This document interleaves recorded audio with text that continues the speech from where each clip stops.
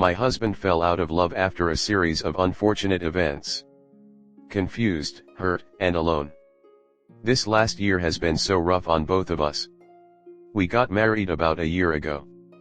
At the rehearsal his mother flipped out after I said, "Oh, I never seen the mother of the groom walk him down the aisle before." Not snotty, just that I didn't know it was a thing. She yelled at me and I said, "Don't be dramatic. I just didn't know." Then her boyfriend and her flipped out, calling me names, etc. They didn't come to the wedding, even though I reached out the morning of and asked them to come witness a huge part of her son's life. They didn't come. Fine. He decided to cut ties with her at that point because of the treatment she was giving me in front of our children. Shortly after the wedding, my brother's girlfriend passed away from an OD. My brother had relapsed. I thought it was heroin, turns out it was fentanyl. So I drove to another state to get the kids because they needed a stable family during such a hard time. My brother wasn't in a place to care for them. A month later he was charged with 2 felonies that held a max 15 years each. At this time my brother gave me what we thought was guardianship of the kids. I'm in my 1L year of law school while this is all happening. 2 months in to be exact. About 3 weeks later my brother was arrested for possession of fentanyl. He went to rehab. He got out. He was clean.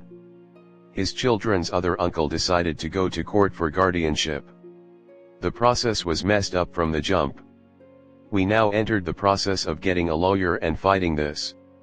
During this time and process my brother relapsed. I had gotten random messages about him being in the middle of a busy street in Chicago. My husband was diagnosed with testicular cancer. He had surgery. And I was in summer classes. My husband's friend was to come visit a few weeks after his surgery. During his friend's visit I learned of a $20K plus debt my husband incurred over the last year. I was furious. I did blow up on him in front of his friend. I had my final a few days later for my class. It was to be taken at home. My husband, and his friend knew. Since I told them for months and needed them to entertain my 7-year-old, they swore they'd leave the house while I did it. Well, I was quiet getting myself ready for the test and they all slept. They knew when I had it. His friend woke up. Went outside. My husband woke up and went to sit outside with him. Our 7-year-old now wakes up. I have been testing for an hour at this point. He starts playing Fortnite next to me. My kitchen table is the only place in the house I can spread out. Now our neighbor comes by to use our smoker. And they're right by my patio door being loud. Coming into the kitchen to get utensils, etc. I say nothing, just glare. I get he sorry. OBTW, they have been drinking for the last 2.5 hours. Well, I finally say F it. And turn it in. I then go outside and decide let's have fun, and I start drinking too. We then are having fun the next few hours helping set up our neighbor's son's grad party. Later on, my husband says go in with the girls. By now I have had about 7 to 8 beers. I'm pretty intoxicated. I said no, it's okay. I want to stay here. He continues to pressure me. I said please stop, I want to stay here. He's now annoyed with me. We go back down to our house to check the meat and I go in to use the bathroom and decide to just stay home. He texts me saying let's go. I say no, I'm fine. I'm going to stay home. He then flips out on me because I'm going to ruin his time. Which I kept saying I'm not mad, you just made me uncomfortable. I want to spend time with you, you don't want to spend time with me. Go have fun. He continues saying I'm going to fight with him. So I then flipped out. Saying fine, you want to fight, then fine. You never listen to me. I said I didn't need more friends. Etc. He stayed downstairs while we're texting all of this. I said send our son home. It's almost midnight. He refuses. That made me more mad. I walked down there to get him. Everyone at our neighbors is trying to sleep, the kids and moms, not the dads. At the party the next day, My husband's friend doesn't feel good. So he stays at our house and naps. Mind you, this guy has drank 4 to 30 racks of Bush the last 6 days. He comes back after taking a few hour-long nap. We hang out. He leave the next morning. My husband finally goes back to work from his surgery and vacation. Mortgage is due. He doesn't have the money because he has not been working. Remember, I am a law student, so I don't work. But it's fine, we use our savings. A few weeks go by, he hasn't helped much with any household things. So on his day off, I had to take our middle child to the dentist. By the time I get home, 5 hours later, he has done nothing. So I get so mad he's been playing a video game the whole time. I tried confronting him about how it upsets me, but he turns me down before I can say a word and says I'll do whatever the f***ck I want on my day off. Mind you, it's 12:30 and he hasn't fed my oldest and youngest. So I'm pissed. I said, seriously? Then we will just leave, you want to be single so bad. So me and the kids leave for a few hours. He stayed at our home and played more games. At this time he says he wants me to leave and doesn't want to work things out. I asked what the breaking point was and he said, when my friend tells me he has a horrible time here because all we did was fight. His friend was here for 10 days. We fought once in front of him. The other time was in text. I want to work things out so bad. How can I fix all of this and show him I'm worth staying with? Comment. How is he going to show you that he is worth staying for? You've both had a horrible year, and it's natural for the wheels to fall off. But don't take all the responsibility on yourself. That sets a terrible precedent for the future, where you will always be on the back foot. I'd suggest relationship counseling if you guys can afford it. Go on your own if he won't go with you. I think a separation is a good idea. Take the children and file for child support.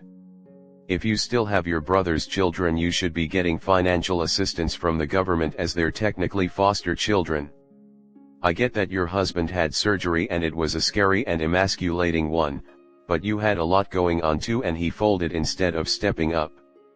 You're taking care of everything while he plays games, sabotages your education, and treats you like crap. Maybe you'll go to therapy and fix it, but for now you're better off leaving him to the consequences of his own choices. If everything's in his name, it's all his responsibility. Contact a lawyer and see what your immediate options are. Let him pretend he's a teenager with no family and let him deal with the outcome. The bills piling up. The house being messy. His children not wanting to see him. The embarrassment of his wife and kids walking away because he couldn't be a husband and father when y'all needed him the most. He failed. Meanwhile, I hope your finals turn out okay and he didn't completely fuck that up for you. Go on to be a strong person who's too good for him.